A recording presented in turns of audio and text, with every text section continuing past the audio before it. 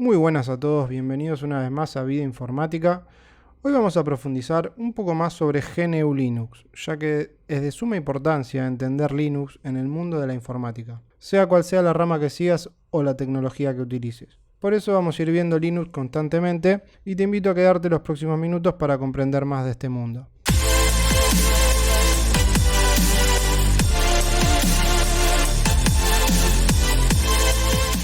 Como ya vimos, dentro de las tres grandes ramas de sistemas operativos más populares tenemos Windows, macOS y Linux, o GNU Linux. Windows viene ya listo para usar, para cualquier tipo de usuario. macOS, por otro lado, también está listo para que todo funcione y la experiencia del usuario sea hermosa, con su hardware y su software estéticamente hermoso y muy robusto, también para todo tipo de usuario. Ambos dos con licencias de pago, o sea, tienen un código cerrado, hecho por empresas con un gran soporte y gran reputación a sus espaldas, como son Microsoft y Apple. Por otro lado, tenemos el caos, Linux, o GNU Linux, mejor dicho. Veremos un poco la historia para entender sus comienzos y nos remontamos a la mitad de la década del 80, donde Bill Gates y sus amigos de Microsoft popularizaron MS-DOS, a través de un acuerdo para venderlo en conjunto con las primeras PCs que salían a la venta. Un sistema simple para el uso hogareño, para que cualquiera lo pudiera utilizar. Por otro lado teníamos Unix. Era el gran sistema operativo de las supercomputadoras que funcionaban en las grandes universidades y centros de investigación. Todo lo contrario a MS-DOS.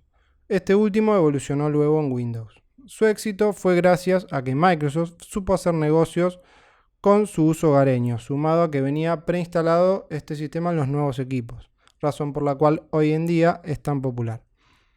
Pero hay un mundo desconocido para todas las personas, un mundo de servidores y que el usuario promedio no entiende. ¿Dónde está alojado, por ejemplo, este video que estás viendo ahora? Las grandes empresas, ¿qué utilizan? ¿Ustedes qué creen? En su gran mayoría utilizan Linux. Sí, Linux. Y también está por todas partes, aunque no lo sepas. O mismo los hackers lo utilizan para sus tareas de pentesting, los desarrolladores, los administradores de servidor, en fin. Volviendo a la historia, en los años 70, muy pocas personas tenían acceso a lo que hoy en día llamamos un sistema operativo. Solo algunos programadores privilegiados que trabajaban en centros de investigaciones, como por ejemplo Richard Stallman, un estudiante del MIT. El primer sistema operativo de esta época era Unix. Este sistema fue muy usado por muchos años en centros de investigación y grandes empresas. Su licencia era exageradamente cara y el usuario común no le llamaba la atención estas cosas, creía que no lo iba a necesitar. Richard Stallman, que sabía utilizar este sistema junto con otros genios de la época, odiaban al mundo corporativo y no estaban de acuerdo con el valor de estas licencias tan costosas. Entonces decidieron hacer sus propios programas, su propio sistema, compartiendo entre ellos el código y mejorándolo. O al menos esa era su idea, poder compartir código y evitar pagar licencias costosas a unos pocos capitalistas. Cuestión, comenzaron a diseñar pequeñas partes de programas que se iban uniendo, pequeños planos, digamos, que iban armando como un rompecabezas. A Stallman todo esto le gustó tanto que decidió crear un manifiesto, una corriente y una licencia muy especial de publicación. Esta corriente se llamaba software libre o de código abierto, a lo que hoy en día conocemos como open source. A este conjunto de planos, digamos, se lo llamó GNU, o sea, licencia pública general, y a su vez la licencia GPL, licencia pública de GNU, o sea, GNU GPL, fundando así la Free Software Foundation para el proyecto GNU. Esta licencia es un documento legal creado para cualquiera que quiera publicar cosas de forma gratuita, sin que se las puedan robar, vender, reutilizar. La licencia dice que te podés descargar el código gratis, o sea, estos planos que mencionamos, modificarlo y distribuirlo, hacer lo que quieras, pero no podés venderlo. Tiene que ser distribuido como GPL. Son de todo el mundo. Y vos te preguntarás en este momento, ¿qué? O sea que hay gente que trabaja gratis para que los demás tengan un programa gratis y que eso sigue pasando hoy en día en el 2022? Y la respuesta es sí.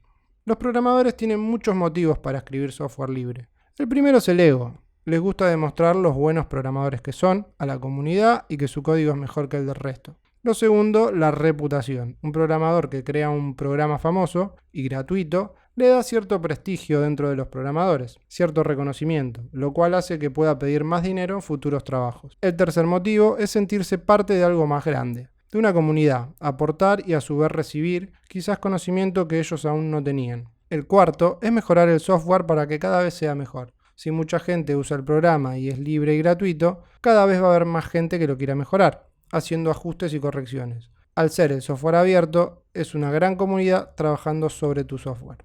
Bien, retomemos a la historia. Teníamos genios en universidades que crean planos gratuitos realizados por ellos, pero falta la parte más importante, un motor que moviera todos estos programas o planos. Resulta que en Europa, bien lejos del MIT, un joven llamado Linus Torvalds desarrolló un motor basado en Minix. Minix era una versión de Unix hecha por estudiantes. En el mundo de los sistemas operativos se lo llama kernel, o sea, a la parte central. Resulta que la comunidad GNU seguía creciendo, pero empezó a utilizar este plano hecho por Linus Torvalds. Este chico finlandés al kernel le puso su nombre, le cambió la S por una X, Linus más Minix formaron Linux, y así nace Linux. Es una pieza más. El kernel es como el motor, por así decirlo. Solamente el kernel solo no haría nada. Pero los nerds de aquella época aprovecharon ese motor para unirlos con sus pequeños programas, sus pequeños planos, y así nace GNU Linux. Cada uno se lo podía instalar, modificar, cambiar, todo gratis. Entonces se volvió muy popular entre los frikis de la informática de los principios de los 90. Sus creadores pensaron lo siguiente: mientras grandes corporaciones intentan crear grandes software, GNU Linux se trabaja de manera fragmentada, en partes pequeñas de software que se van ensamblando. Partes que se pueden reutilizar en otras partes. Se puede reaprovechar el código, utilizarlo para otra cosa y mejorarlo, armando como un rompecabezas. Tengamos en cuenta que no eran grandes equipos de trabajo, sino gente común y corriente que programaba en sus ratos libres, cada uno aportando su granito de arena. Esta es la gran diferencia entre el mundo del software libre y el software propietario. En el software propietario, como puede ser Windows o macOS, se hace una funcionalidad y se la piensa como una solución completa que hace todo, que tiene muchas funcionalidades y que le soluciona la mayoría de los problemas al usuario. Y esto se debe a que cuanto más completo es, más gente querrá usarlo. Por ejemplo, Microsoft Office o el paquete Adobe, y donde se supone que no vamos a tener problemas, aunque a veces esto no es así. En cambio, en el software libre, donde todo está hecho a base de colaboraciones, de pequeños grupos de programadores donde cada uno hace una pequeña partecita y lo comparte, no existen jerarquías, nadie manda y si todos trabajaran en lo mismo, todo sería un caos. A su vez, es difícil depender de otras personas. Y tampoco nadie les obliga a seguir trabajando en determinado proyecto libre, por lo cual el software libre y el mundo de Linux es un caos de pequeñas herramientas, librerías, piezas de software. Cada una hace cosas distintas, a veces unas se sustituyen por las otras, a veces es cuestión de cuál te sirve más para lo que vos buscás. La idea es que si te gusta esta, usas esta u otra. Y si no te gusta cómo funciona esto, bueno, lo cambias. Te haces una propia y la compartís. Quizá los demás también quieras usar la que vos creaste. En estos tenemos proyectos como por ejemplo GTK vs Qt, Mozilla vs Chromium, Vim vs Emacs, etc.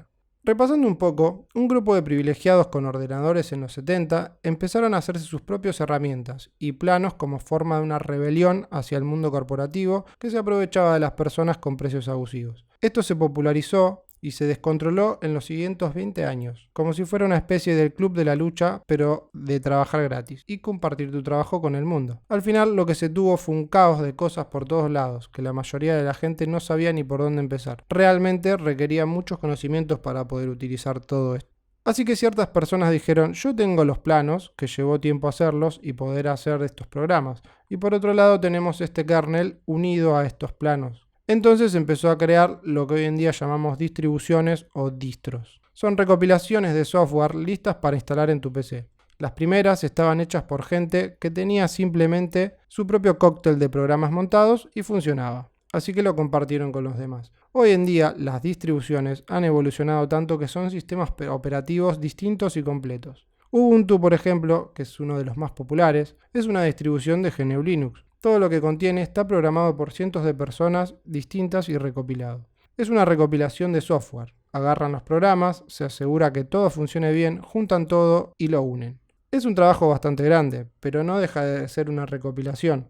En este caso, uniendo todo Ubuntu, tenemos a Canonical. Hoy en día es una empresa de desarrollo de software que se fundó en el 2014. Todo este software que está incluido dentro de Ubuntu es software libre, que está hecho por millones de personas alrededor del mundo.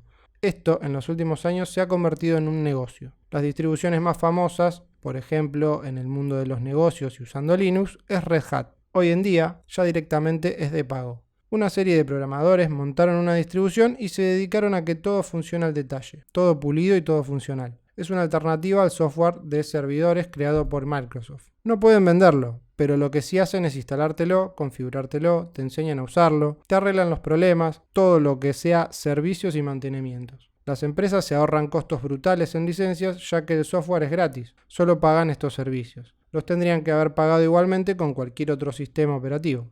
Por esto el software libre es un gran negocio también. Grandes empresas como Intel, Google, IBM, Facebook se sumaron al open source. De hecho, IBM es uno de los mayores contribuyentes al kernel de Linux. Esto suena absurdo, ¿no? ¿Un grupo de gente trabajando gratis? ¿Para nada? Bueno, sí, tiene su sentido. En su momento IBM vio el éxito de Linux y que millones de personas contribuían en su código. IBM necesita que Linux tenga calidad, entonces programa gratis para mejorar Linux y Intel hace lo mismo, por ejemplo. En los últimos años surgió algo más sorprendente aún. Google agarró Linux, lo adoptó para móviles y así nace Android. ¿No sabías esto? Android es una distribución de Linux. En parte, ya que su motor o su corazón, el kernel, es Linux. Linux está en varios sitios. Básicamente Internet no funcionaría sin Linux. La mayor parte de las webs, servidores, bases de datos, nodos de red, servidores de juegos online, corren bajo Linux. Es una solución económica, ligera, muy estable, que no consume muchos recursos y sobre todo extremadamente configurable. Cada pieza es reemplazable, lo cual lo hace ideal para software avanzado, como todos aquellos que están en la nube, además de estar en Android y sistemas operativos que no son ordenadores. Vamos a mencionar algunos programas que son también open source y seguramente escuchaste. OpenGL, librería gráfica open source para correr juegos en 3D.